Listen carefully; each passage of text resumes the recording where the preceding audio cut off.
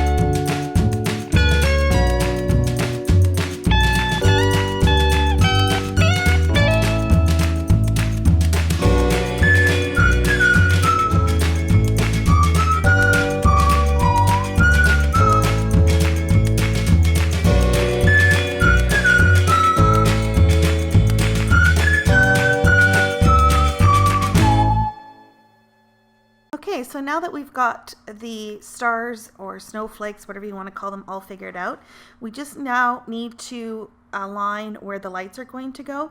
So what I did was I just laid down the piece that I die cut and just made a few reference marks through to the bottom of the tray so that I would know how far to bring the lights down.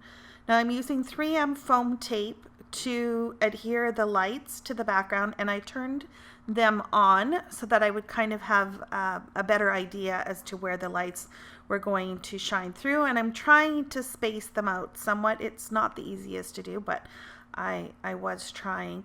I was able to feed it through the opening of the tray, so the battery will be on the back side of the tray, so I'm quite happy with that, how that turned out. Now this foam tape was super tacky with the paint. I don't have it quite like this with paper, but for whatever reason, once I applied it to the tape, there was, not to the tape, once I applied it to the tray, there was no taking it off without peeling up the paint. So that's just something to keep in mind. Now I'm going to fix the white panels here, and I'm just using the foam tape to erase them off the base of the tray so that there's a little bit of room for the lights to be affixed. And I just want to make sure that when I align them that the overlap works out. So that's what you saw me doing there. And then I'm just adding a few more bits of foam tape here and there to make sure that there's enough stability. Now the edge of the overlap did stick up a little bit, and so I'm just trying some glue here, and the Scotch Quick Dry that I have in the fine line applicator just was not coming out, and my Tombow Mono was all empty. So I'm using a Tombow Aqua, and I'm just laying that down and then testing it multiple times to make sure that the lights look okay. Now I found them to be pretty harsh.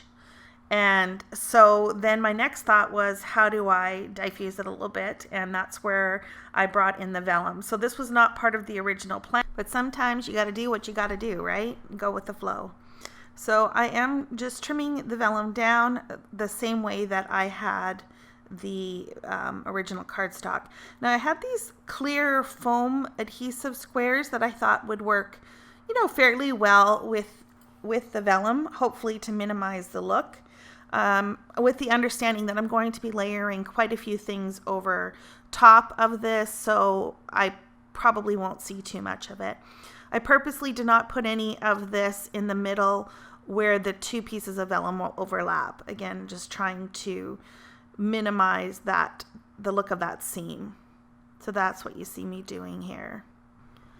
And I really like how that looks. It diffuses it enough and makes it look not quite so harsh, which is my whole point. So then I had this issue with what to do with the back, and I managed to get a regular staple in on one of them, and I tried again and I could not get the staple to go through, so I really need to use a proper staple gun. I tried other adhesives, and yeah, that just didn't work. When I flipped the tray over, I realized the vellum had fallen out, so those adhesive dots that I had affixed, I guess they just hadn't adhered properly. So I added a little bit of glue to them and then just made sure I pressed down really hard on them so that they affixed properly. Of course, once I get more layers on and stuff, I'm not worried about it popping up at all. So that's what you see me doing here. And that is going to wrap up this stage. So we've got the foundations of the tray done, and the next step will be adding all the layers.